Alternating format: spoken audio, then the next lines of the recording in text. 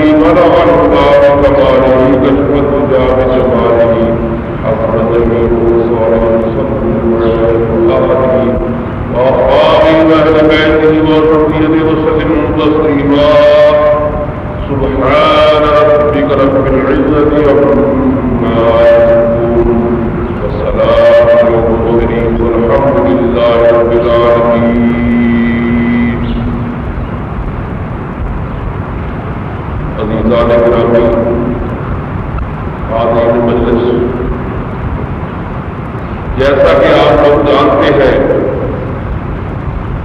کہ یہ ماہ مبارک محرم کا مہینہ ہے. محرم یعنی حرمت والا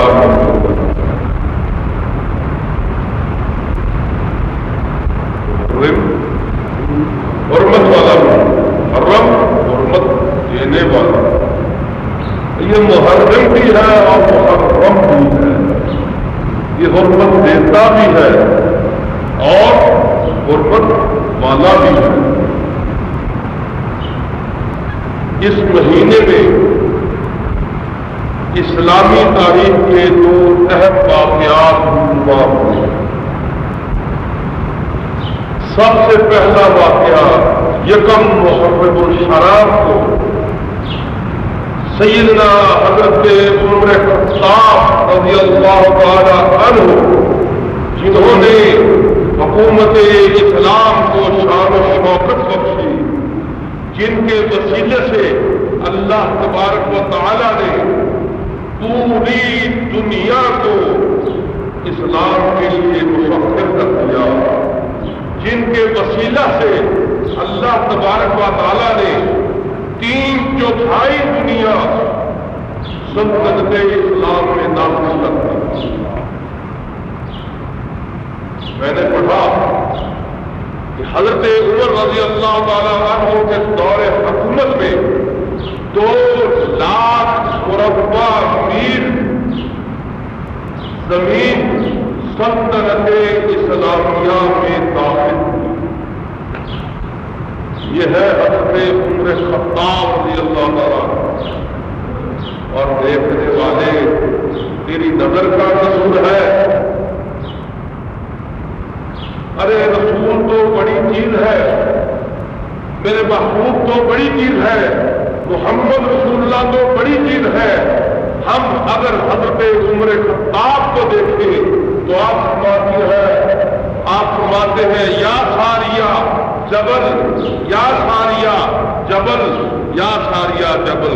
تو یہ کس جگہ کہہ رہے ہیں؟ مدینہ میں کہہ رہے ہیں. نبی کس کو کہہ رہے ہیں؟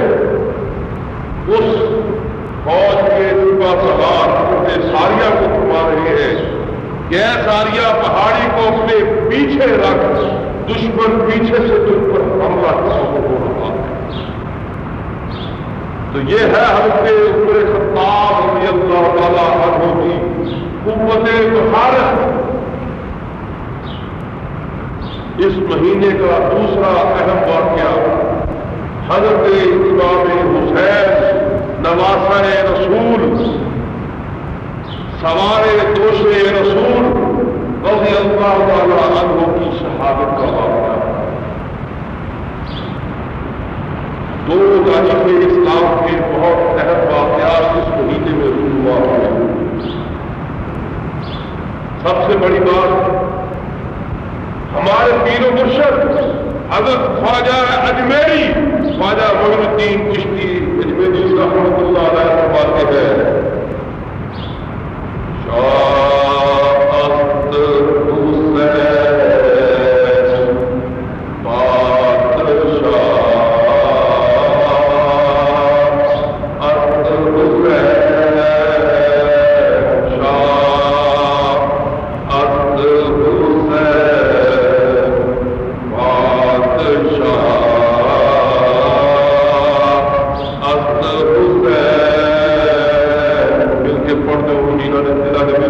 حضرت امام حسین رضی اللہ تعالیٰ عنہ کے ساتھ محبت ہے. مل کے پڑھیے خواجہ اجمیری کا کلام، میرے پیر و مرشد کا کلام، ہم سب کے ساتھ مل کے پڑھیے.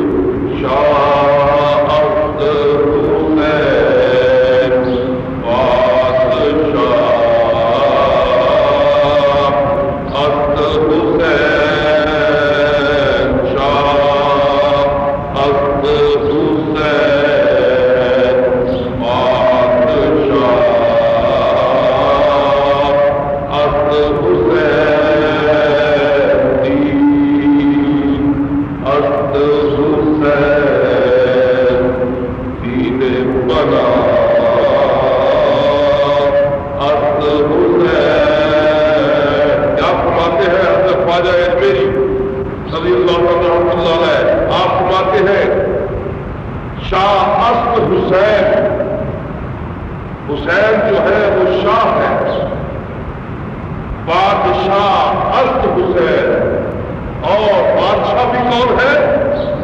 حسین ہے۔ دین ازد حسین، دین ازد حسین، دین پدا ازد حسین۔ دین کون ہے؟ دین کیا ہے؟ ارے دین بھی حسین ہے، اور دین کی پناہ کیا ہے؟ دین کی پناہ بھی حسین ہے۔ شاہ ازد حسین، بادشاہ ازد حسین، دین ازد حسین، دین پناہ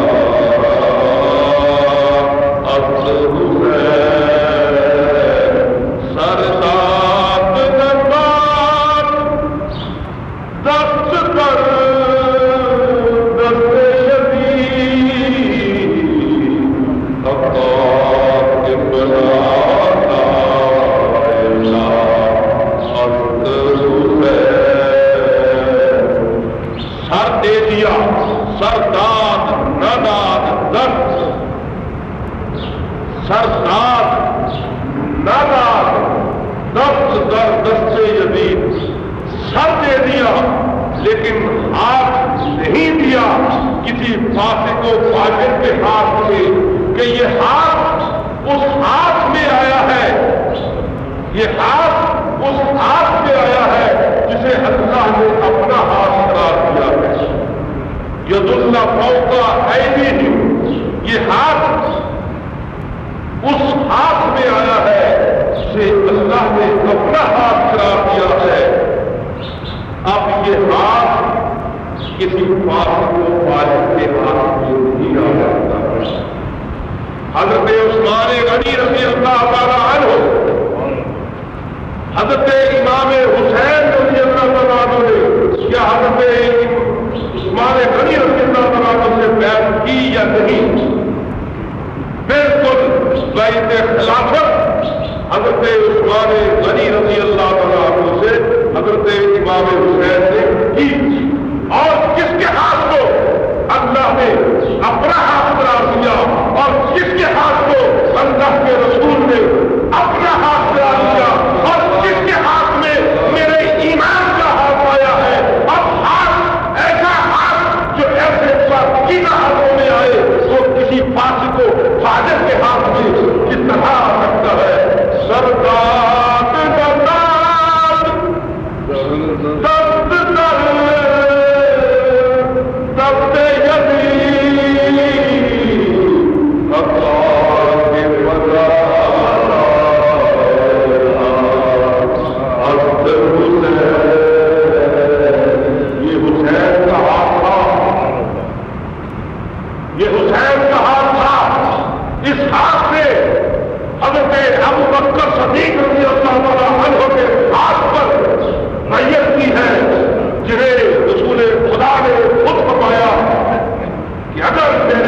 کوئی نبی ہوتا تو وہ ابو بکر ہوتے۔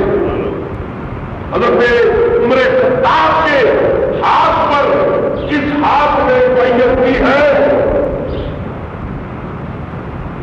اس ہاتھ نے حضرت عمر خطاب کے ہاتھ پر بیعت کی۔ عمر خطاب کون ہے؟ جنہیں اللہ سے نبی نے خود معاہدہ کیا، رضائے الہی سے لیا ہے، اللہ کی مرضی سے لیا ہے۔ حضور نے فرمایا کہ مانا دو عمروں میں سے عمر بن حشام اور عمر بن خطاب، دو عمروں میں سے ایک عمر مجھے دے دو، تقویت انتظام کے لیے ان دو عمروں میں سے ایک عمر مجھے دے دو۔ تو جواب میں آیا کہ عمر بن حشام کے دل پر ہم نے مہر لگا دی ہے، ختم اللہ علی قلوبہم وعلی سمعہم وعلی ابصارہم غشاوہ۔ اے میرے محبوب، عمر بن حشام کو بھول جاؤ، عمر بن حشام کو چھوڑ دو، اس کے ماتھے پر ہم نے لکھ دیا ہے کہ یہ شقی ہے، یہ جہنمی ہے، نے لکھ دیا ہے کہ یہ جنتی ہے. اس کے وسیلے سے کئی لاکھ جنتی ہو جائیں گے. اس ہنر کے صدقے سے کئی لاکھ جنتی ہو جائیں گے. مجھے یہ بتائیے کہ روضہ رسول میں، حجرہ بی بی عائشہ میں، مزار رسول میں کسی اور کو جگہ کتنا ملی؟ یا ملی تو صدیق کو ملی تو فاروق. یہ ہاتھ حضرت امام حسین کا ہاتھ تھا. یہ ہاتھ حضرت امام حسین کا ہاتھ تھا. یہ کسی غیر تبوک خیر کا ہاتھ نہیں تھا. اس ہاتھ میں حضرت ابوبکر صدیق کے ہاتھ میں بیعت کی ہے. اس ہاتھ کو آپ نے حضرت عمر خطاب کے ہاتھ میں دیا ہے. اس ہاتھ کو آپ نے حضرت عثمان غنی رضی اللہ تعالیٰ کے ہاتھ میں دیا ہے. اور اس ہاتھ کو اس ہاتھ میں دیا ہے جس کو نبی نے خود کہا الحق کو علی و علی الحق. جب یہ ہاتھ ایسے برکت والے ہاتھوں میں رہا، جب یہ ہاتھ ایسے برکت والے ہاتھوں میں اس نے بیعت کی ہے، تو کسی فاسق و فاجر کے ہاتھ میں یہ ہاتھ کس طرح ہے؟ اسی لیے کہا خواجہ اجمیری رحمۃ اللہ علیہ فرماتے ہیں کہ سب کار ندا رستے یدید حقا کے بنا لا اور یہ ہے حسینیت کا مقام. یہ ہے حسین کا مقام کہ خلافت کیا ہوتی ہے. پہلی تو بات میں یہ کروں گا کہ خلافت کیا ہوتی ہے. خلافت ہے ایک سروس، حکومت نہیں ہے. نہیں سمجھ میں آئی نا بات؟ نہیں سمجھ میں آئی نا؟ خلافت تو ہے خدمت، سروسز، خدمات فی سبیل اللہ. نہیں سمجھ میں آئی بات؟ مثال لے لیتے ہیں. حضرت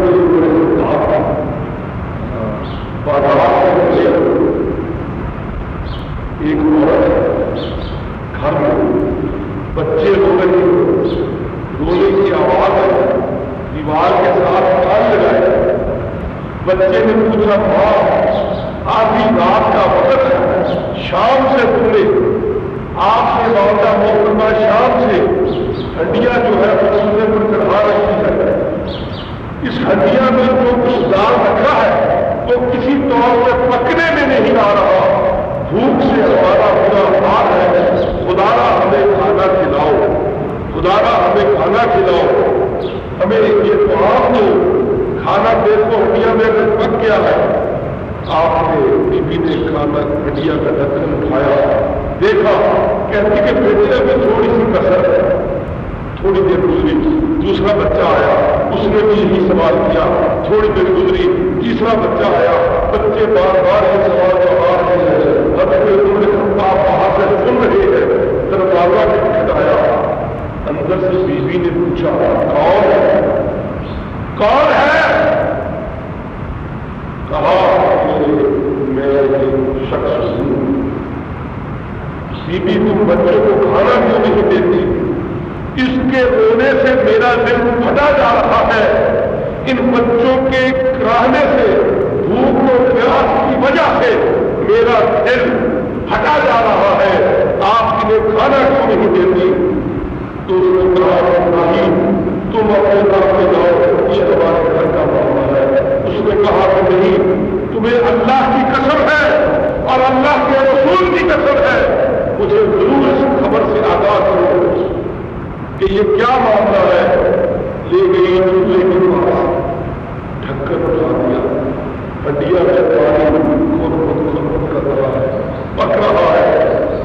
کوئی میری بیچ میں سے پتھر کہ میں ایک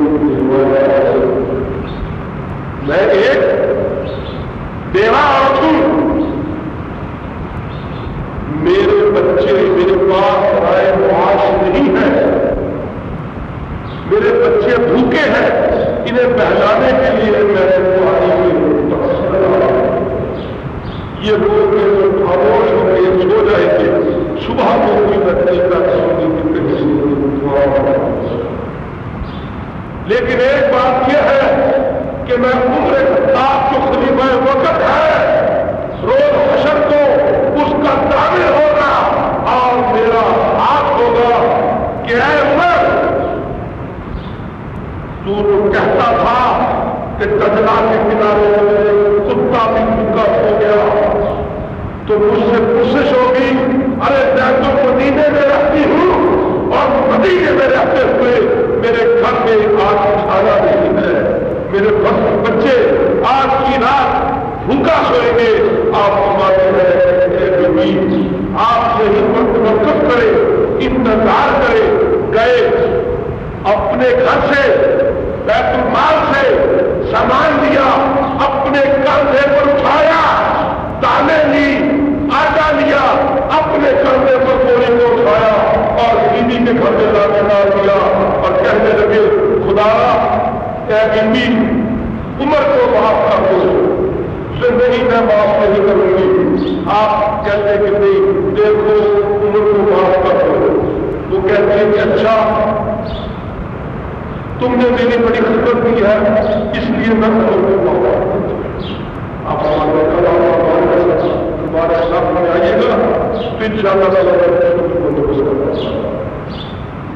اگلے دن جس وقت کو بی بی جاتی ہے دربار خلافت میں تو جا کر دیکھتی ہے کہ وہی شخص جس نے اپنے کندھے پر آدھی رات کو مار اٹھا کر بوری اٹھا کر اس کے گھر میں پہنچائی تھی، وہی شخص مسجد میں خلافت پر کہتی خدا کی قسم اگر ایسے خلفاء ہو تو کوئی شخص بھوکا نہیں رہتا۔ یہ ہے حضرت عمر خطاب رضی اللہ تعالیٰ عنہ کی سب سے خلافت کیا ہے؟ خلافت کیا ہے؟ سروسز اور خدمات فی سبیل اللہ، خدمت کرنا اللہ کے لیے، یہ ہے خلافت۔ حکومت کا تصور یہاں پر نہیں ہے، اسلام میں کسی حکمران کا تصور نہیں ہے، کسی ملوکیت کا تصور نہیں ہے، کوئی کسی کی ملت نہیں ہے۔ یہ خلافت یہ کیا ہے؟ یہ ایک عطا ہے جو صاحب رائے اشخاص کی طرف سے چنے ہوئے شخص کو عطا کی جاتی ہے۔ میرے الفاظ سے غور کیجیے، صاحب رائے اشخاص کی طرف سے ہر بندہ ووٹ دینے کا حقدار نہیں ہے۔ یہ مغربی جمہوریت نہیں جہاں پر گدھا اور گھوڑا دونوں ایک ہی کتاب سے کھڑے ہوتے ہیں اور دونوں کا ایک ہی پھول پڑتا ہے اور دونوں ایک ہی بغل میں ڈوبتے ہیں۔ یہاں پر یہ اسلامی طریقہ انتخاب ہے، یہاں پر کسی کو پہلے یہ نہیں بتایا جاتا، انتخاب سے قبل بتایا جاتا ہے، چند لمحے قبل تمہیں منتخب کیا جائے گا۔ نو کنوینسنگ، کوئی کنوینسنگ نہیں ہوگی، کہیں جلسہ نہیں ہوگا، کہیں جلوس نہیں ہوگا، کہیں جا کر یہ نہیں کہے گا کہ میں یہ کروں گا، میں وہ کروں گا، میں تمہارے لیے یہ سب کچھ کروں گا، نہیں، بلکہ صاحب رائے شخص جس شخص کو بہتر جانتے ہیں اسی کو خلافت عطا کر دیتے ہیں۔ ٹوڈ ہے، یہ عطا ہے، یہ کسی کی ملکیت نہیں ہے۔ تو جب حضرت ابوبکر صدیق رضی اللہ عنہ تو آپ نے مجھے یہ بتاؤ کہ آپ نے چند اشخاص کو منتخب کیا یا نہیں؟ خلافت کے اور صاحب رائے اشخاص نے ان میں سے حضرت عمر خطاب کو شروع کیا۔ یہ ہے خلافت کا طریقہ کہ حضرت ابو بکر صدیق نے جو خلافت آپ کے پاس عطا تھی وہ واپس شورا کو لوٹا، وہ واپس شورا کو لوٹا دی۔ اب شورا کسے چاہے اپنا خلیفہ مقرر کرے۔ حضرت عمر خطاب خلیفہ ہو گئے۔ حضرت عمر خطاب نے وقت شہادت اپنے جانشینان مقرر کیے یا نہیں کہ ان میں سے کسی کو واپس ہو، خلافت پھر واپس ہو گئی مجلس شورا کی طرف۔ شورا نے ان میں سے حضرت عثمان کو چن لیا، خلافت پھر عطا ہو گئی شورا کی طرف سے حضرت عثمان غنی۔ حضرت علی کرم اللہ جو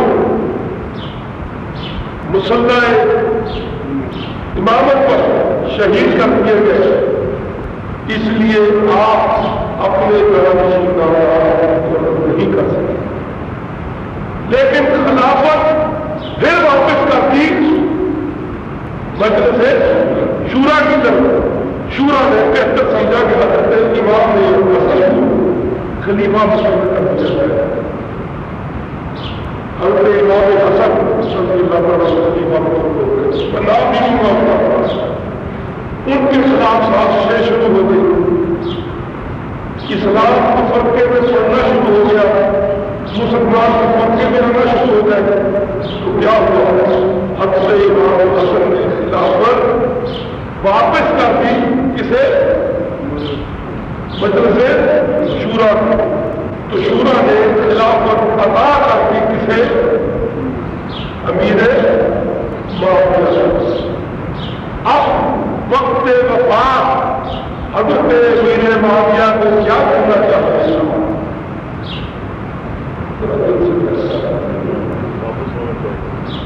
دل سے فیصلہ کیجیے، واپس خلافت مجلس شورا کو کر دینی چاہیے تھی، کیونکہ ان کی ذاتی ملکیت نہیں تھی، یہ ان کی ملوکیت نہیں تھی، یہ ان کی ملکیت نہیں تھی، بلکہ یہ مجلس شورا کی طرف سے مسلمانان اسلام کی طرف سے انہیں عطا تھی۔ لیکن ابن خلدون کو کیا کہتا ہے کہ خلافت کو بدل دیا گیا۔ حضرت امام حسین اسی خلافت کے ملوکیت میں تبدیل کیے جانے کے خلاف اکیلے حسین نے بیعت نہیں کی، بلکہ آپ کے ساتھ دیگر عام لوگ بھی تھے جنہوں نے بیعت یزید نہیں کی۔ پھر کیا وجہ تھی کہ یزید بن معاویہ نے حضرت امام حسین پر ہی زور دیا کہ امام حسین سے بیعت ضرور دو۔ گورنر مدینہ سے کہا کہ جس طرح ممکن ہو حسین بن علی سے بیعت کے خلاف ضرور دی جائے۔ آپ نے فرمایا کہ یہ ہاتھ اس ہاتھ میں آیا ہے جو جھکا نہیں، کٹ گیا۔ یہ ہاتھ پھر اس ہاتھ میں آیا ہے جو جھکا نہیں، کٹ گیا۔ یہ ہاتھ پھر اس ہاتھ میں آیا ہے جو پیاسا رہا، گھر میں نمبر رہا، اور نبی نے خود کہا میرے پیارے پیاس کی حد ختم ہو چکی ہے، اب میری طرف واپس لوٹا۔ تو آپ فرماتے ہیں سلمہ سنو، آج میری شہادت ہو جائے گی۔ اپنی زوجہ محترمہ کو بلا کر کہا کہ سنو، آج میری شہادت ہو جائے گی، اس لیے کہ میں نے دیکھا کہ اس کھڑکی سے کھڑے ہو کر حضور نبی کریم شفیع النبی صلی اللہ علیہ وسلم مجھے بلا رہے تھے اور فرما رہے تھے کہ اے عثمان، لوٹا، پیاس کی حد اب ختم ہو چکی ہے، ہم تمہارا حوض کوثر پر انتظار کر رہے ہیں۔ تو یہ ہاتھ اس ہاتھ میں آیا ہے، یہ ہاتھ جب بھی آیا ہے اس ہاتھ میں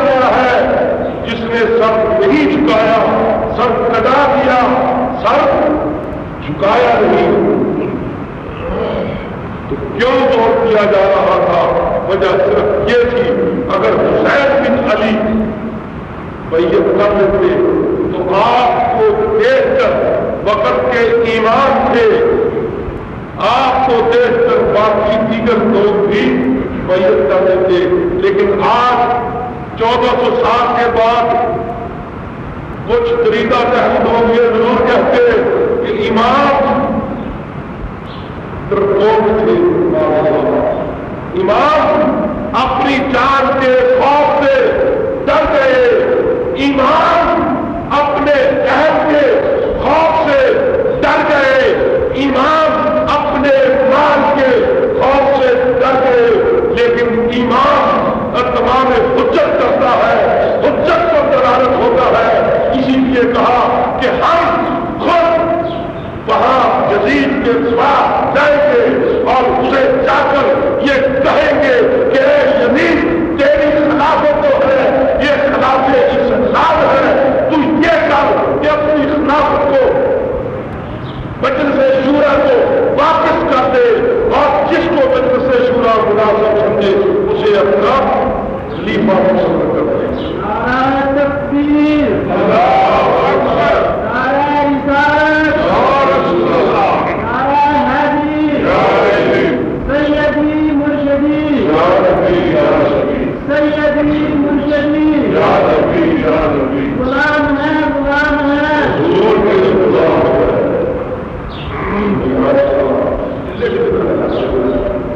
نعرہ تکبیر، اللہ اکبر، جس آقا کے دل کانپ اٹھے اس طرح سے نعرہ لگاؤ، جس سے دشمنان رسالت کانپ اٹھے، نعرہ رسالت، نعرہ حیدری، نعرہ غوثیہ، غلام ہے، غلام ہے،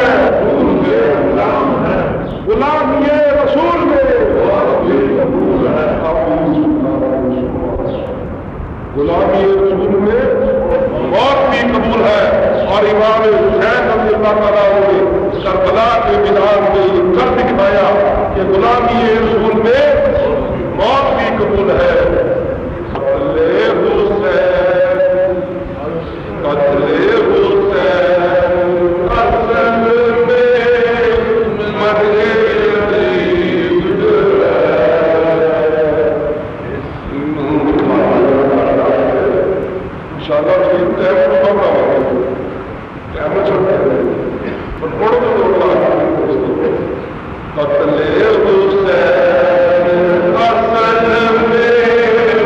مرے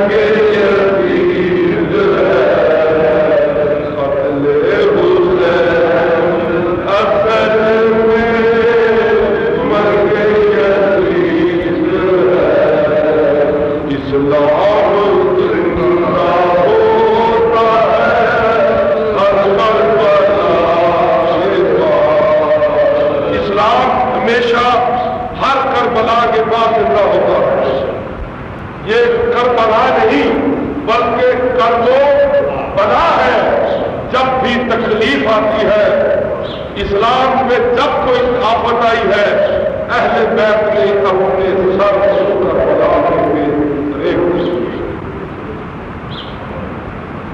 بھائی کہتے ہیں کہ یا حسین آپ مدینہ میں ٹھہرے، مدینہ کے 11 دروازے ہیں، حسین آپ کے 11 بھائی ہیں، ہر دروازے پر ایک بھائی پہرا دے گا، گورنر مدینہ کا سر ابھی سر قلم سے سر قلم کر دیا جاتا ہے، کوئی ہاتھ کی طرف آنکھ اٹھا کر نہیں دیکھے گا، ان میں بنین کا بیٹا جری بیٹا بشکل علی حضرت عباس علمدار رضی اللہ عنہ فرماتے ہیں کہ مولا آپ کس لیے مدینہ کو چھوڑتے ہیں؟ مدینہ ہمارا گھر ہے، مدینہ میں ہمارا آپ کا نانا ہے، مدینہ میں آپ کی والدہ ہے، آپ کیوں مدینہ چھوڑ کر مدینہ سے باہر جاتے ہیں؟ آپ فرماتے ہیں کہ میں نے سنا کہ میرے دادا نے کہا کہ مدینہ جو ہے یہ حرم ہے، مدینہ جو ہے یہ حرم ہے، یہاں پر کسی کو ایذا دینا، تکلیف دینا مناسب نہیں، گناہ ہے۔ میں اسی لیے مدینہ چھوڑ کر مکہ جا رہا ہوں تاکہ مجھے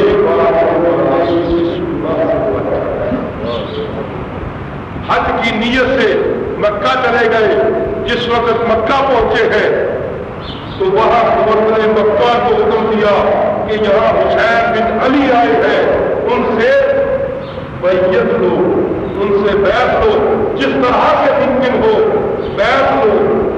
چنانچہ گورنر مکہ آپ پر زور ڈالتا ہے، مجھے یہ بتائیے اگر اس دریدہ ذہن مولوی کی طرف میں دیکھوں جو یہ کہتا ہے، جس نے یہ جرأت کی ہے کہ یہ تو دو شہزادوں کی جنگ تھی، حکومت کے لیے جنگ تھی، ایک شہزادہ امیر معاویہ کا شہزادہ تھا، ایک شہزادہ امیر علی کا شہزادہ تھا، دو امیروں کے شہزادوں کے درمیان میں امارت اور حکومت کے لیے جنگ تھی۔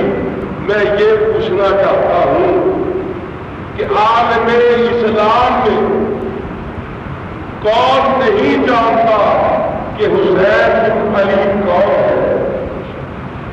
کون نہیں جانتا کہ فاطمہ بنت محمد کون ہے اور ان کے بیٹے حسین بن علی کیا مرتبہ رکھتے ہیں؟ کس مسلمان نے وہ حدیث نہیں سنی تھی الحسین منی وانا من الحسین، کہ میں حسین سے ہوں، حسین مجھ سے ہے، الحسین منی، حسین مجھ سے ہے اور میں حسین سے ہوں۔ میں نے اس حدیث پر پڑھا، سوچا، تفکر کیا کہ یار یہ الحسین منی کہ حسین مجھ سے ہے، یہ بات سمجھ میں آتی ہے، یہ بات سمجھ میں آتی ہے کہ آپ محمد رسول اللہ صلی اللہ علیہ وسلم حسین بن علی کے نانا، تو نانا اپنے نواسے کو یہ کہہ سکتا ہے کہ الحسین منی، حسین مجھ سے ہے، لیکن یہ بات بعید العقل ہے کہ نانا یہ کہے کہ انا من الحسین، کہ میں حسین سے چلے بات سمجھ میں جاتی ہے تھوڑی سی کہ نانا ایک انتہائی غیر معلوم شخصیت ہے، نانا ایک انتہائی غیر معلوم شخصیت ہے، کوئی شخص اس کو نہیں جانتا کہ وہ کون ہے۔ اب یہ کیا کہ نواسے نے کوئی بہت بڑا کام کر سکتا، مشہور ہو گیا، دنیا کو معلوم ہو گیا کہ کوئی شخص ہے، نواسا ہے، تو وہ نواسا یہ کہتا ہے کہ یہ میرا نانا ہے، تو سمجھ میں آتی ہے کہ انا من الحسین۔ لیکن یہاں پر کہنے والا جو ہے وہ رحمت للعالمین ہے، یہاں پر کہنے والا جو ہے وہ رحمت للعالمین ہے، جس کی رحمت کا ٹنکا رب العالمین نے پوری کائنات میں اپنے تمام فرشتوں سے پٹوایا کہ جان لو کہ میں نے زمین پر اپنا ایک رحمت للعالمین بھیجا ہے، وما ارسلناک الا رحمت للعالمین، اور نہیں مگر ہم نے آپ کو تمام جہانوں کی رحمت بنا کر بھیجا ہے۔ اب نانا تو ایسا ہو جو پوری کائنات میں تمام عوالم میں مشہور و معروف ہو، نہ صرف مشہور و معروف ہو بلکہ تمام عوالم کے لیے رحمت ہو، تو ایسا رحمت للعالمین یہ کس طرح کہہ سکتے ہیں کہ انا من الحسین؟ ماننا پڑے گا، جاننا پڑے گا کہ حسین نے کوئی ایسا کام کرنا تھا جو نبوت کو ہوتا، لیکن نبوت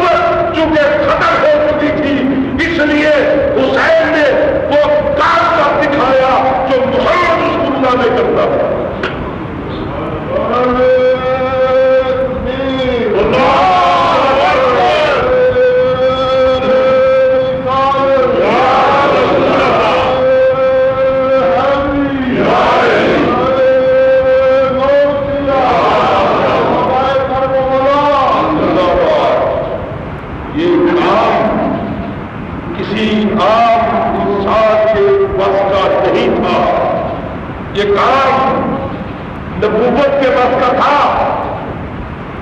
آؤ دیکھ لے، آرے کے نیچے چلائے جا رہے ہیں، اس زبان سے ابھی نہیں نکلا پیغام خداوندی آ گیا، میرے بندے میرے نبی یہ آرا چل رہا ہے لیکن زبان سے کچھ نہیں نکلنا چاہیے، منصب نبوت کے منافی ہے، منصب نبوت کے منافی ہے۔ تو کیا ہے؟ طائف میں پتھر مارے جا رہے ہیں، طائف میں پتھر مارے جا رہے ہیں، محبوب خدا زخمی ہو رہے ہیں، خون بہ رہا ہے، تو آپ کی زبان سے بددعا نہیں نکلی۔ ابراہیم علیہ السلام آپ کو فرماتے ہیں کہ مولا بددعا کریں، آپ نے فرمایا نہیں، اس لیے کہ بددعا کرنا منصب رسالت کے منافی ہے۔ اور پھر جس مقام پر مجھے کھڑا کر دیا عالمین، یہاں پر کسی کے حق میں بددعا نہیں کی جاتی، بددعائیں ہوئی ہیں، جو لوگ سمجھتے ہیں کہ نہیں کی بدت کی ہے، لیکن تو وہ سپنا کے دوارا سے پہلے تھے۔ جب رحمت العالمین کا لقب مل گیا پھر بددعاؤں کا سلسلہ کر دیا۔ تو یہ منصب رسالت تھا جو حضرت امام حسین نے کربلا میں اپنا سمجھ جا۔ ایک شہید، دوسرا شہید، تیسرا شہید، چوتھا شہید، اور 6 ماہ کا علی اصغر شہید، علی کڑیل جوان حضرت علی اکبر شہید، اور قبر کا سہارا حضرت عباس علمدار آپ شہید۔ تو یہ شہادتوں کا سلسلہ ہے، کسی عام آدمی کے بس کا کام نہیں بلکہ منصب رسالت ہے۔ اسی لیے کہا الحسین منی وانا من الحسین، کہ حسین مجھ سے ہے اور میں حسین سے ہوں۔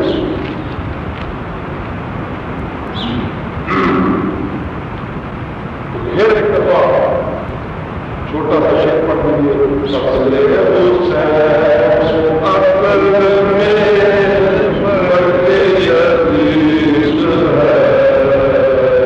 اصل حسین اصل میں مرد یزید ہے، اسلام ہوتا ہے حشر والا کے بعد۔ ہندو ایک شاعرہ ہے، اس نے کیا خوبصورت کہا، حسین بھارت میں اگر آتا، شاعرہ اس نے شعر لکھا، عاشق اہل بیت کی لکھتی ہے کہ حسین بھارت میں اگر آتا تو پردے میں اتارا جاتا، حسین بھارت میں اگر آتا تو پردے میں اتارا جاتا، یوں فاطمہ کا نقد جگر دھوکے سے نہ مارا جاتا، سر نہ اٹھتے تیری چوکھٹ سے سجدے میں، سر نہ اٹھتے تیری چوکھٹ میں سجدے میں، ہند کی بادشاہی تجھے بھگوان کا۔ یہ عام آدمی کا کام ہی نہیں کہ ہاتھوں میں 6 بڑا کا علی اصغر لے جائے۔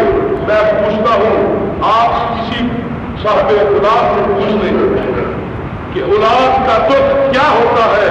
بچہ بیمار ہو جائے ساری رات اسے سینے سے لگائے رکھتا ہے، انتہائی شدید بخار ہو، گرمی کا موسم ہو، بچے کو سینے پر لگا کر رکھتا ہے۔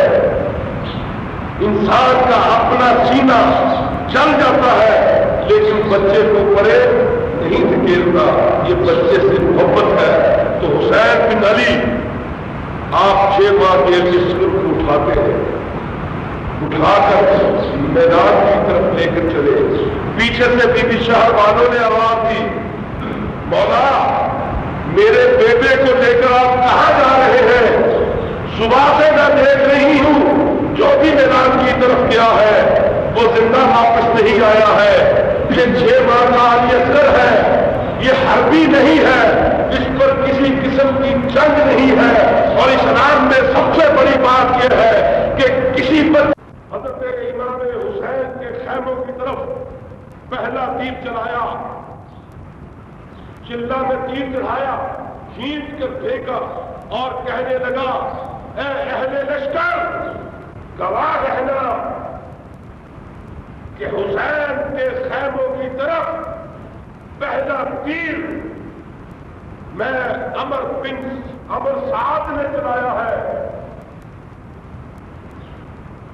گواہ رہنا اس بات پر، اور آپ بھی اس بات پر گواہ رہیں گے، تاریخ بھی اس بات پر گواہ ہے کہ یہ اسی باپ کا بیٹا ہے جس نے غزوہ احد میں کفار کی طرف اپنے چلہ میں تیر چڑھایا، کمان میں تیر چڑھایا اور کفار کی طرف چلایا، اور لشکر اسلام کی طرف منہ کر کے کہا اے لشکر اسلام گواہ رہنا کہ کفار کی طرف سب سے پہلا تیر محمد رسول اللہ کی طرف سے میں نے چلایا ہے، نام نہیں دوں گا اس کا، کیوں؟ اس لیے کہ میرے دل میں ان کے لیے احترام کا ایک سمندر بپا ہے۔ اگر بیٹے نے برا کام کیا باپ ملعون نہیں ہو سکتا، باپ کو تانا نہیں دیا جا سکتا، لیکن فرق بتا رہا ہوں باپ اور بیٹے کا۔ باپ جنتی ہے، بیٹا باپ مل کے کہو نا یار، آپ کو یقین نہیں جس نے رسول کی طرف سے سب سے پہلا تیر چلایا وہ کون ہو سکتا ہے؟ باپ کون ہے؟ جنتی ہے۔ اور جس نے حسین بن علی کے خیموں کی طرف پہلا تیر چلایا وہ کون ہے؟ جہنمی ہے۔ باپ جنتی ہے اور بیٹا جہنمی ہے۔ اس لیے کسی کے ایمان کے بارے میں آپ کچھ نہیں کہہ سکتے کہ یہ باپ کیونکہ جنتی ہے اس لیے بیٹا بھی جنتی ہوگا۔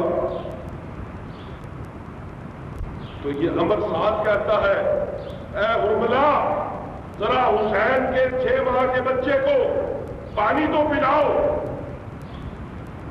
اب حرملہ نے کیا کیا؟ اپنے ترکش میں سے ایک تیر نکالا، تیر پسند نہیں آیا، ترکش میں سے ایک تیر نکالا۔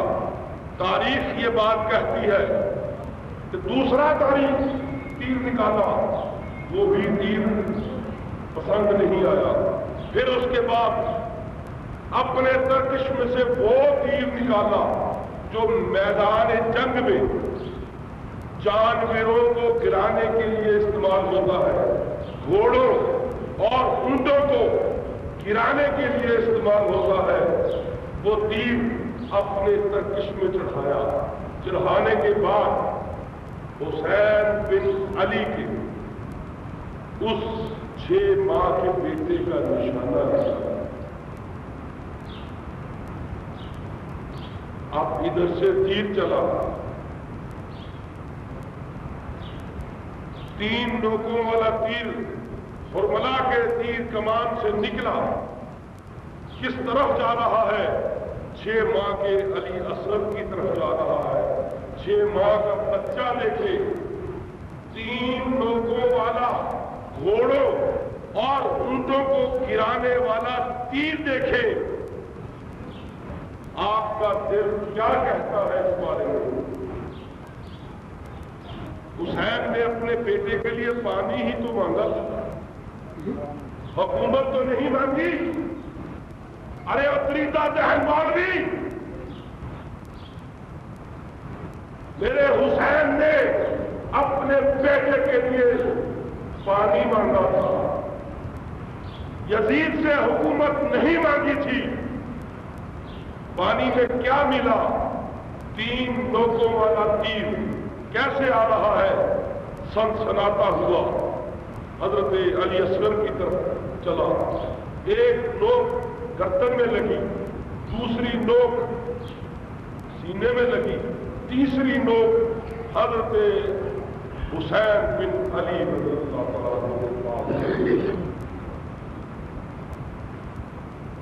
واپس آئے خیموں کی طرف۔ حضرت علی اصغر شہید ہو گئے۔ بی بی شاہ بانو نے دیکھا، دل پھٹ گیا، فرمایا کہ اللہ رونا نہیں، لا تقولوا لمن يقتل في سبيل الله اموات عند ربهم يرزقون، وہ تو اپنے رب سے رزق پاتے ہیں۔ بی بی میں تیرے بیٹے کو حوض کوثر سے پانی پلانا، تیرے بیٹے کو حوض کوثر سے پانی پلا لایا ہوں۔ ارے اسلام کے لیے لوگوں نے، میرے اماموں نے اتنی قربانیاں دی ہیں، لیکن آج ہمارے دل اس قدر شقی ہو چکے ہیں کہ اس بات کو آج تقریباً 1.5-2 ماہ گزر چکے ہیں۔ حضرت بی بی آمنہ علیہ السلام والدہ ماجدہ حضرت محمد مصطفیٰ صلی اللہ علیہ وآلہ وسلم کا مزار مبارک جان بوجھ کر نجدیوں نے شہید کر دیا، لیکن کسی مسلمان کی زبان سے یہ بات نہیں نکلی کہ ایسا کیوں کیا ہے۔ کل 10 مئی کا اخبار میں نے دیکھا، سلطان بن عبد العزیز وزیر خارجہ سعودی عرب اپنے بیان میں یہ کہتا ہے کہ ہم نے حضرت بی بی آمنہ علیہ السلام کی قبر کو کوئی نقصان نہیں پہنچایا۔ جمعیت اہل حدیث کے پلیٹ فارم سے اس نے یہ بیان دیا ہے، لیکن اسی کے بالعکس جمعیت اہل حدیث کے سیاسی سربراہ عارف سلیمان روبڑی کہتا ہے کہ یہ جو بات ہے یہ پاک سعودی عرب تعلقات خراب کرنے کی بات ہے۔ ہم ایسے تعلقات پر لاکھ لعنت بھیجتے ہیں۔ ان الذین یؤذون اللہ ورسولہ لعنہم اللہ فی الدنیا والآخرۃ، بے شک وہ لوگ کے جو اللہ کے رسول کو، اللہ کو اور اللہ کے رسول کو یؤذون، جو اللہ اور اللہ کے رسول کو اذیت پہنچاتے ہیں، جو اذیت پہنچاتے ہیں، لعنہم اللہ، ان پر اللہ کی لعنت، فی الدنیا والآخرۃ، ان پر اللہ کی لعنت ہے دنیا میں بھی اور آخرت میں بھی۔ ہم ایسے تمام تعلقات پر اللہ کی لعنت بھیجتے ہیں۔ تمہیں پیسے کی ضرورت ہے، حکومت پاکستان کی طرف سے ابھی تک اس پر کوئی ری ایکشن نہیں آیا ہے، حالانکہ انہیں تو یہ چاہیے تھا کہ علماء کا ایک وفد تشکیل دیا جاتا، حکومت سعودی عرب اسے ویزا دیتی اور افواج کے مقام پر حضرت be be Aisha be be Amna علیہ السلام کی قبر مبارک پر جانے کی اجازت دی جاتی۔ میں یہ پوچھتا ہوں کہ کس فتویٰ کے تحت انہوں نے بی بی آمنہ علیہ السلام کی قبر کی حاضری زیارت جو ہے وہ بند کر دی ہے، اور پھر یہ کہتے ہیں کہ وہ ایک کافرہ کی قبر تھی۔ لا حول ولا قوت الا باللہ العظیم، لعنت اللہ علیہ، ان پر اللہ کی ہزار لعنت جو یہ کہتے ہیں کہ بی بی آمنہ کافرہ فوت ہوئی ہے۔ حضور نبی کریم شفیع مذنبین رحمۃ اللہ علیہ صلی اللہ علیہ وآلہ وسلم آپ فرماتے ہیں، مدینہ میں تشریف لے گئے، حضرت بی بی درہ بن ابو لہب رضی اللہ تعالی عنہا جو مسلمان ہو گئی، جب مدینہ میں تشریف لائی تو مدینہ کی عورتوں نے کہا انت درہ بن ابی لہب، کہ کیا انتی درہ بن ابی لہب، کیا تو درہ ابو لہب کی بیٹی ہے؟ جس کے بارے میں یقول اللہ، جس کے بارے میں اللہ کہتا ہے تبت یدا ابی لہب وتب، کہ ہاتھ ٹوٹ جائے ابو لہب کے. آپ نے اس بات کو بڑا برا محسوس کیا.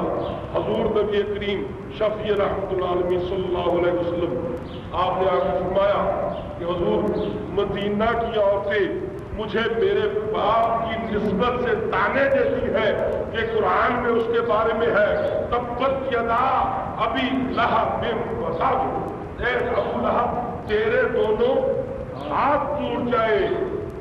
تو مجھے اس بارے میں تانا دیتی ہے. آپ منبر پر کھڑے ہو گئے، آپ منبر پر کھڑے ہو گئے، فرماتے ہیں کون ہے جو مجھے میرے نسب سے تانا دے؟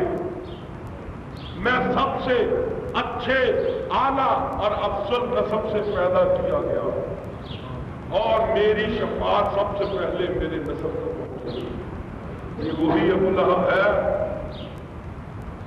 یہ وہی ابو لہب ہے کہ لونڈی نے آ کر کہا سعودیہ نے کہ حضور اللہ نے آپ کے اس بھائی کے گھر میں بیٹا دیا ہے جو فوت ہو چکا ہے، اس کا نسل دوبارہ چلایا ہے. آپ فرماتے ہیں حضور نبی صلی اللہ علیہ وسلم سے روایت آتی ہے کہا کہ یہ لونڈی نے آ کر کہا تو ابو لہب کہتا ہے اے لونڈی تو نے مجھے خوشخبری دی ہے، جا میں نے تجھے نہیں، جب میں نے تجھے آزاد کیا. 2 انگلیوں کا اشارہ کیا اور حضرت جلال الدین سیوطی رحمۃ اللہ علیہ فرماتے ہیں کہ جب بھی پیر والا دن ہفتے میں آتا ہے ابو لہب کی ان 2 انگلیوں سے آزاد موقوف کر دیا جاتا ہے. اتنی خوشی کرنے کا اظہار کہ جا تجھے آزاد کیا ابو لہب جیسے جس کے بارے میں کہا کہ تبت یدا ابی لہب، ابو لہب کے دونوں ہاتھ ٹوٹ جائے اس کی 2 انگلیوں سے آزاد موقوف کر دیا جاتا ہے. اور میں یہ پوچھتا ہوں جس کے پیٹ میں، جس کے شکم اطہر میں نبی کریم شفیع مذنبین رحمۃ اللہ علیہ 9 ماہ رہے اور جس نے بوقت پیدائش کسرا کا قلعہ دیکھ لیا، کسرا کے کنگن دیکھ لیے، اللہ کا نور دیکھ لیا، ایسی بی بی کو تم یہ کہتے ہو کہ وہ کافر؟ چلو میں مانتا تو نہیں، میں کہتا مانتا تو نہیں اس بات کو، لیکن تیری بات پہ میں آتا ہوں مولوی. ارے وہ مولوی دریدہ دہن مولوی، بدبخت مولوی، کم بخت مولوی، میں تیری طرف آتا ہوں. تیری ماں نے تجھے پیدا کیا، تو وقت کا عالم بھی ہے، فاضل بھی ہے، فقیر بھی ہے اور اس کے بعد قاری بھی ہے، محدث بھی ہے، سب کچھ ہے. کیا تیری ماں نے قبر اب تیری پیدائش کے وقت کوئی تکلیف محسوس کی؟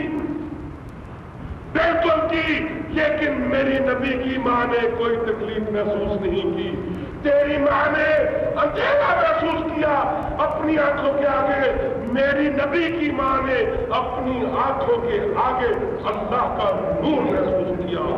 اور تیری ماں کو جب یہ وقت آیا اسے کسی عورت نے پیدائش کروائی، اور جب میرے نبی کی ماں پر یہ وقت آیا آسمان سے حضرت بی بی آسیہ بنفس نفیس تشریف لے گئے.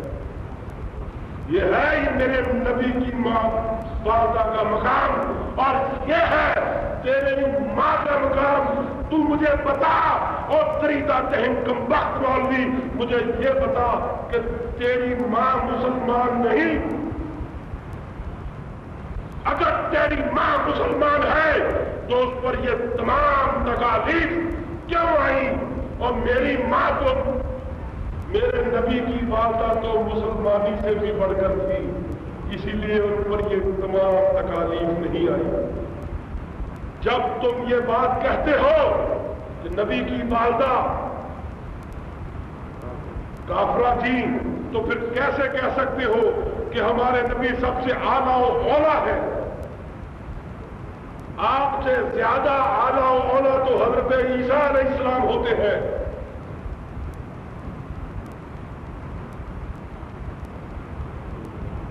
حضرت بی بی مریم علیہ السلام مسلمان تھیں کہ تھیں؟ تو حضرت عیسیٰ علیہ السلام نبی تھے یا نہیں؟ ہے نبی، ہے نا؟ آپ بھی نبی، محمد رسول اللہ بھی نبی۔ عیسیٰ روح اللہ کی والدہ جو ہے وہ مسلمان، اور اس دریدہ درہم کمبخت مولوی کے بقول محمد رسول اللہ کی والدہ کافرہ، تو افسر کون ہوئے؟ اس لحاظ سے افسر کون ہوئے؟ تو کمبخت مولوی نے یہ بھی نہ سوچا کہ میری بات کی ضرب کہاں پڑتی ہے، میری بات کی ضرب والدہ ماجدہ حضرت محمد مصطفیٰ پر نہیں پڑتی ہے، بلکہ حضرت محمد رسول اللہ پر براہ راست آتی ہے۔ میں یہ پوچھنا چاہتا ہوں کہ حضرت بی بی مریم کی گواہی، آپ کی گواہی، پاک بازی کی، راست بازی کی گواہی کس نے دی؟ جب لوگوں نے آ کر کہا کہ اے مریم، نہ تیرا بھائی ایسا تھا، نہ تیری ماں ایسی تھی، نہ تیرا باپ ایسا تھا، یہ بیٹا تم کہاں سے لے آئی؟ تو آپ نے کہا کہ مجھ سے کیا پوچھتے ہو، میں اپنا گواہ پیش کر دیتی ہوں، گواہ سے ہی پوچھ لو۔ چنانچہ جب گواہ سے پوچھا تو گواہ نے کہا کہ میری والدہ مریم جو ہے پاک باز ہے۔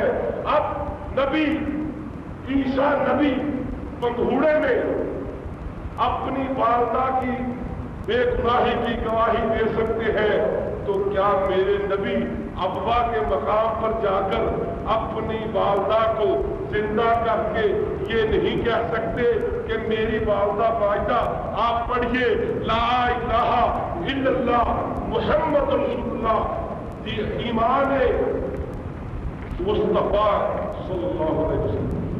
دو چار روایتیں ہیں علماء کی، چار۔ نمبر 1 کہ آپ دین ابراہیمی پر تھے، دین ابراہیمی پر تھے۔ دوسرا، آپ دین فطرت پر تھے۔ تیسرا، توبہ اللہ علیہ وسلم، آپ کافر فوت۔ چوتھا کہ حضور نبی کریم شفیع مذنبین رحمۃ اللہ عالمین صلی اللہ علیہ وآلہ وسلم نے معجزہ سے آپ دونوں کو زندہ کیا، اپنا کلمہ پڑھایا، اور کلمہ پڑھانے کے بعد مقام صحابیت سے نوازا، اور پھر اس کے بعد آپ دوبارہ موت طاری ہو گئی، تو آپ اسلام پر مسلمان فوت، بلکہ صحابی رسول بن کر فوت۔ میں مثال دوں گا،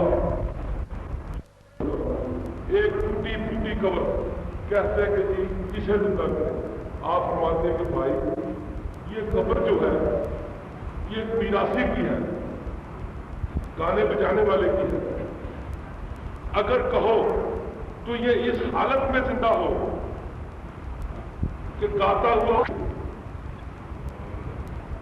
یہ بالکل ٹھیک ہے، جو مرضی کرو، جیسا مرضی زندہ کرے، ہم نے تو زندہ دیکھنا ہے۔ باپ فرماتے ہیں قوم اللہ کے حکم سے اٹھو۔ جب اٹھا، قبر میں سے قبر پھٹی، قبر میں سے گاتا ہوا اٹھا، کہتے کہ یہ کافر تھا، آپ اسے کلمہ بھی پڑھا دیتے، پڑھو لا الہ الا اللہ محمد رسول اللہ۔ مرید بھی کیا، کلمہ بھی پڑھایا، پھر کہا کہ سو جا قیامت تک کے لیے، سو گیا، پھر قبر بند کر دی، عیسائی مسلمان ہو گیا۔ ارے میرے نبی کے امت کے ولی جو ہے وہ یہ قوت رکھتے ہیں کہ مردوں کو زندہ کر دے، میرا نبی یہ طاقت نہیں رکھ سکتا کہ معجزتاً اپنی والدہ کو ابا کے مقام پر زندہ کرتے، کلمہ پڑھاتے، کلمہ پڑھانے کے بعد شرف صحابیت سے نوازتے، شرف صحابیت سے نوازنے کے بعد پھر کہتے کہ اے والدہ ماجدہ آپ قیامت تک کے لیے سو جائیے، لاتے ہیں دلیل کہاں سے کہ حضور کو اپنی والدہ کی استغفار کے لیے اجازت نہیں دی گئی. وہ وقت یاد کرے وہ وقت کون سا تھا اور اب وقت یاد کرے کہ یہ حجۃ الوداع کے بعد جب آیت اتری اکملت لکم دینکم واتممت علیکم نعمتی، پھر اس کے بعد کہا کہ اے میرے پیارے اب آپ جائیے افوا کے مقام پر اپنی والدہ ماجدہ کی قبر پر، اس لیے کہ اب اسلام جو ہے وہ مکمل ہو چکا ہے. اکملت لکم دینکم، ہم نے دین کو آپ پر مکمل کر دیا ہے. واتممت علیکم نعمتی، اور تمام نعمتوں کا آپ پر اتمام کر دیا ہے. اگر آپ انہیں پہلے مسلمان کرتے تو ہو سکتا ہے کہ دین ان تک آدھا پہنچتا. میرے محبوب اب جائیے افوا کے مقام پر اور اب جا کر اپنے والدین کریم والدہ ماجدہ کو زندہ کیجیے، اور اب انہیں مکمل دین جو ہے اب انہیں ادھورا نہیں، اب ادھورا نہیں، مکمل دین جو ہے اکملت لکم دینکم، مکمل دین جو ہے وہ انہیں دینے کے بعد مشرف کا اسلام کیجیے، اپنی دامن رحمت میں لے لیجیے، اور تاکہ حشر والے دن میرے نبی کی والدہ کا دین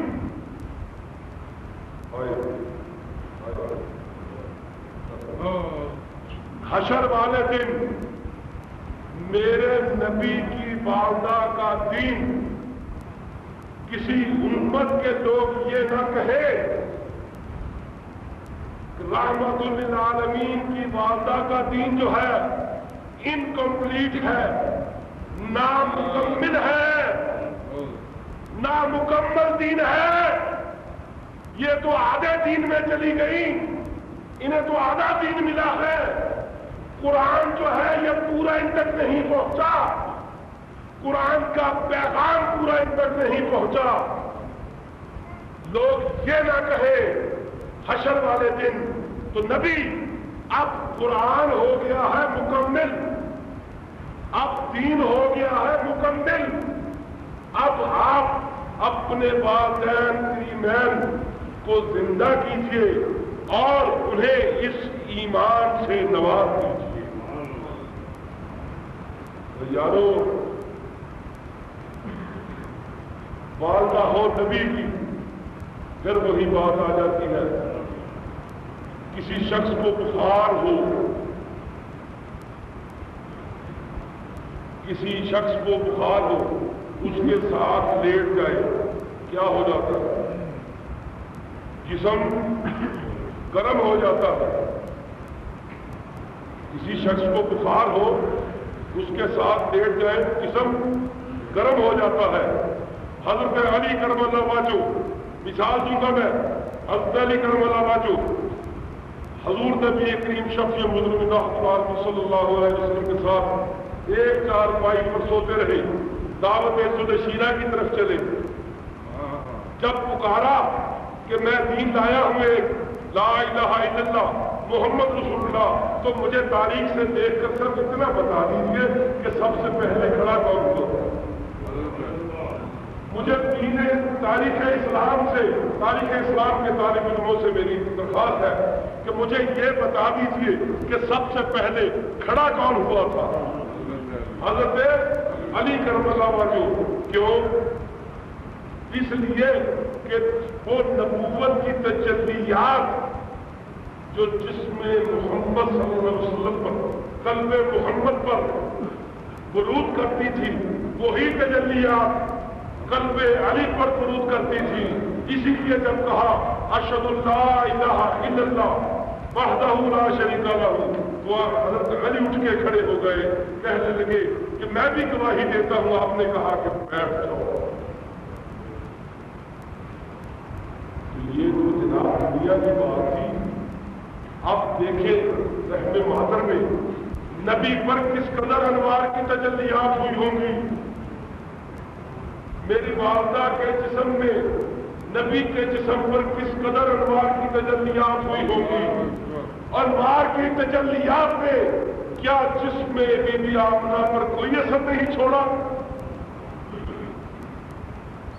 اگر حضرت علی کے جسم پر یہ اثر چھوڑ سکتا ہے کہ حضرت علی اٹھ کر سب سے پہلے دعوت ذل الشیرہ میں اٹھ کے کھڑے ہو سکتے ہیں، تو بی بی آمنہ کے بطن اطہر کے کیا اثر چھوڑا ہوگا؟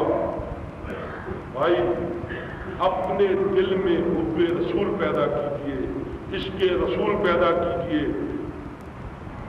تنقید کرنے والے کبھی کامیاب نہیں ہوتے، تنقید کرنے والے نقاد کبھی کامیاب نہیں ہوتے۔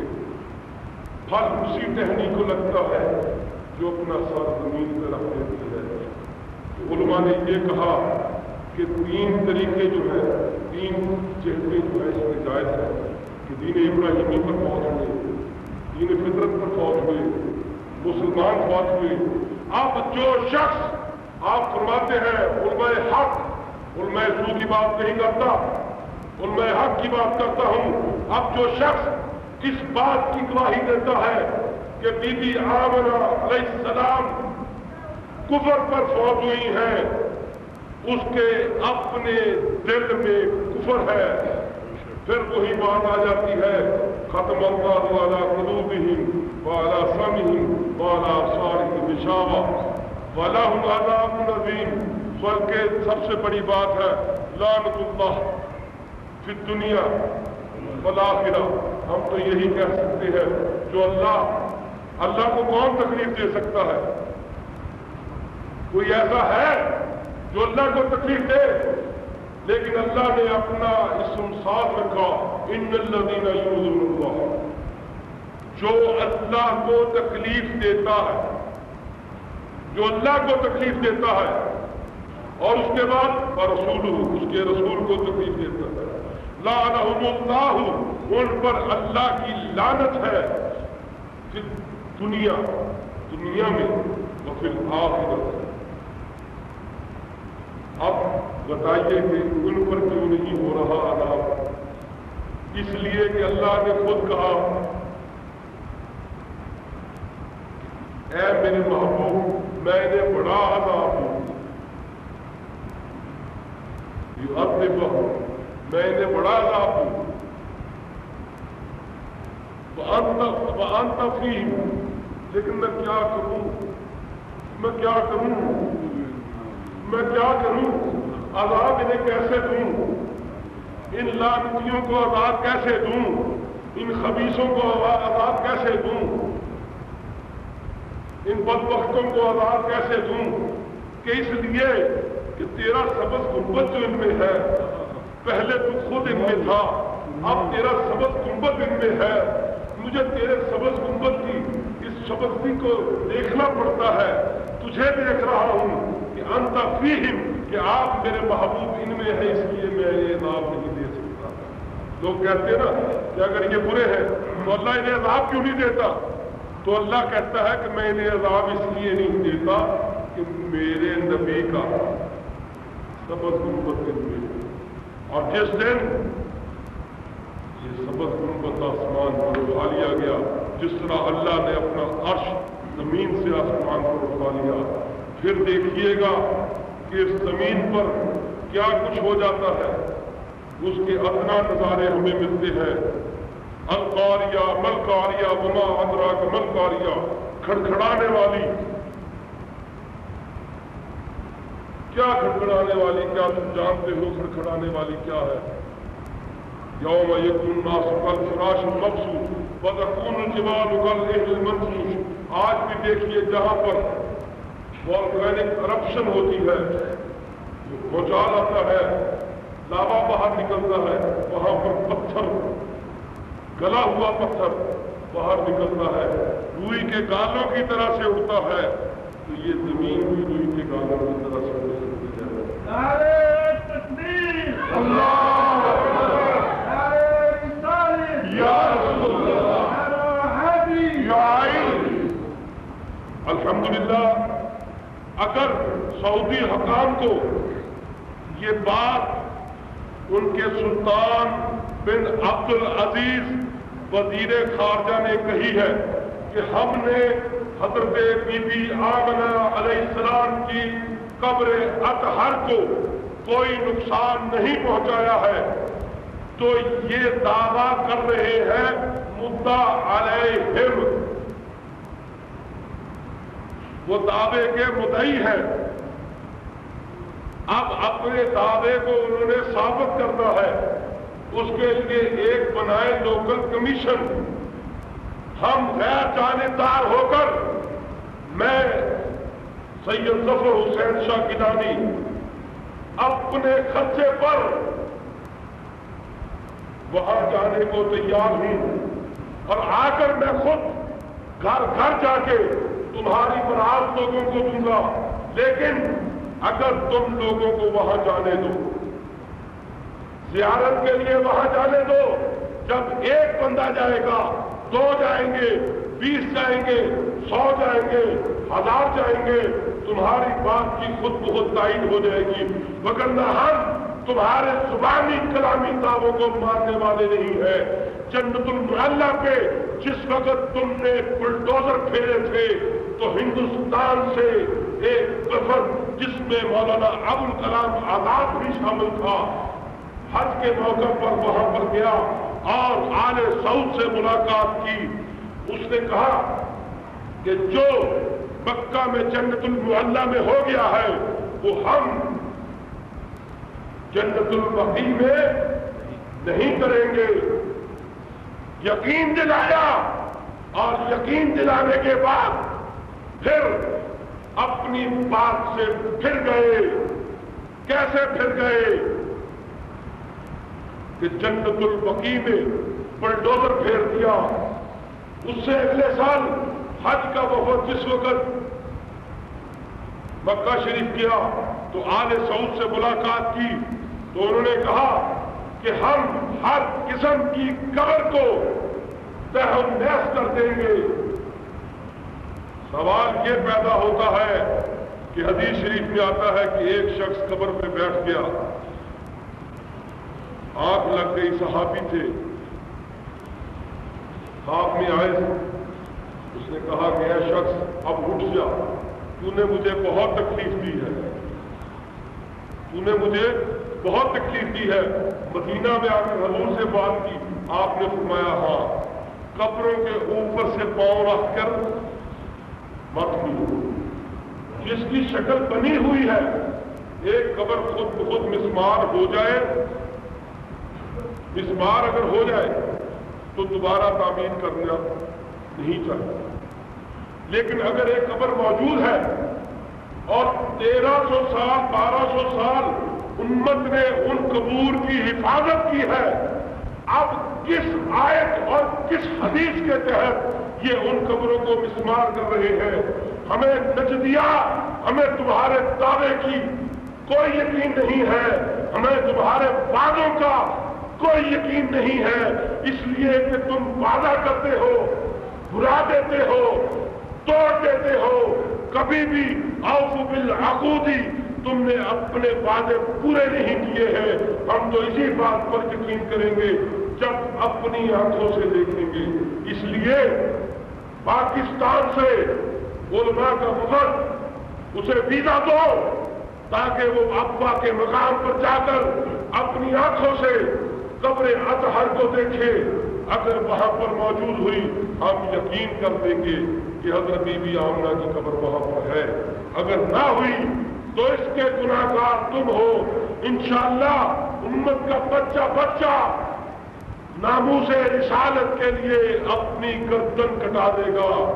غلامی رسول میں موت بھی قبول ہے، غلامی رسول میں موت بھی قبول ہے، غلام ہے، غلام ہے، رسول کے غلام، غلام ہے، غلام ہے، رسول کے غلام، غلامی رسول میں موت بھی قبول ہے۔ راجہ کے اندر یار کے اندر کی تھی باہر کیا جتنوں نے بھی کہا ہے الحمدللہ رب العالمین حسین کے نقش قدم پر ہے، اور غلامی رسول میں اہل بیت کی ناموس رسالت کے لیے ہماری جانیں بھی قربان ہے،